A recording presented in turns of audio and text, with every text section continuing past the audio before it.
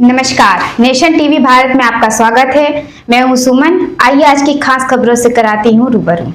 विकसित भारत जी राम जी योजना जन जागरण अभियान के तहत कृषि मंत्री रामकृपाल यादव ने आरा परिषद में प्रेस कॉन्फ्रेंस करते हुए कहा कि प्रधानमंत्री मोदी 2047 तक विकसित भारत बनाना चाहते हैं।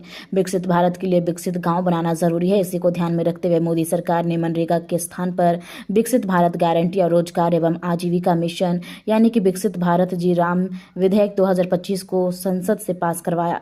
राष्ट्रपति के अनुमोदन के बाद यह कानून का रूप ले चुका है। यह कानून विकसित ग्राम और स्वावलंबी भारत की आधारशिला है। सब उसका सकारात्मक नतीजे आ रहे हैं। इस वर्ष जो है 1,51,000 करोड़ से अधिक की राशि का प्रावधान किया गया है मनरेगा में। इस पर 95,600 करोड़ केंद्र सरकार देगी और बाकी का राज्य सरकार देगी। जो प्रशासनिक व्यय है उसमें 6% से बढ़ा करके अब 9% किया गया है। जो प्रशासनिक जो सेवा में लगे हुए लोग हैं उसके भी खर्च बढ़ाने का काम किया है। 6% से 9% किया गया है ताकि रोजगार सहायकों, तकनीकी स्टाफ और मेट्स को समय पर मानदेय मिल जाए। मानदेय पहले दिक्कत होती थी, काम किया बहुत, अब पैसे के अभाव में दिक्कत करते हैं, उसको भी दूर करने का काम किया है। तो इस योजना में अब जल संरक्षण,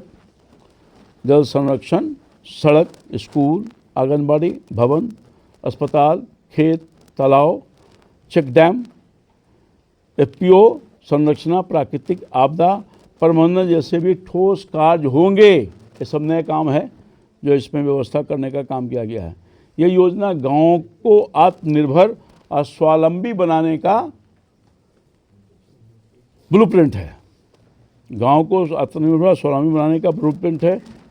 1980 में इंदिरा गांधी जी ने सभी पुरानी योजनाओं को मिला करके राष्ट्रीय ग्रामीण रोजगार योजना का काम प्रारंभ किया था, जिसमें बाद में जिसे राजीव गांधी सरकार ने जवाहर रोजगार योजना का नाम दिया।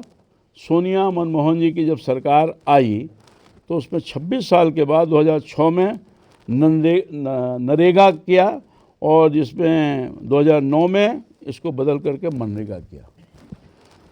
पानी नहीं है, देखें ज़रा। तो यहाँ मंथन करते, अपने कार्यकर्ताओं को पूछते, भाई कैसे हार गए, क्या कमी था, अपने कमियों को देखते, उनको मौका था उसको दूर करने की कोशिश करते।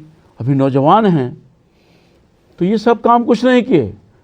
हार का जो दर्द है उसको मिटाने के लिए वो जनता के पास नहीं गए, वो चले गए विदेश यात्रा में। पता नहीं कौन कौन सा देश का यात्रा किया होगा। मैं तो कभी कमेटी में कहीं मैं गया हूँ। पूरा देश तो, पूरा दुनिया तो हमने भ्रमण नहीं किया है। उसका औकात भी नहीं है, उसकी सोच भी नहीं है। कमेटी था, लंबे टाइम तक हम पार्लियामेंट के मेंबर रहे, तो कमेटी प्रिविलेज देती है कि लोग जाते हैं। तो वो सौभाग्य मुझे जरूर प्राप्त हुआ है। 18-19 कंट्री में हम जब चले गए, तो पूरा दुनिया घूमना जरूरी है भाई। तो ये उसका है भाव, ये है बाहर में क्यों लोग जाता है।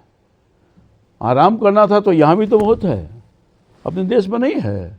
ठंडा, गर्म, पहाड़ी, बाग बगीचा। जम्मू कश्मीर चले जाते, उत्तराखंड चले जाते, एक से एक देवस्थल है। कहा जाता है कि उत्तराखंड के इलाके में कहा जाता है कि कोई हेवन है, हाँ स्वर्ग है। मगर इस स्वर्ग छोड़ के विदेशी स्वर्ग में चले गए।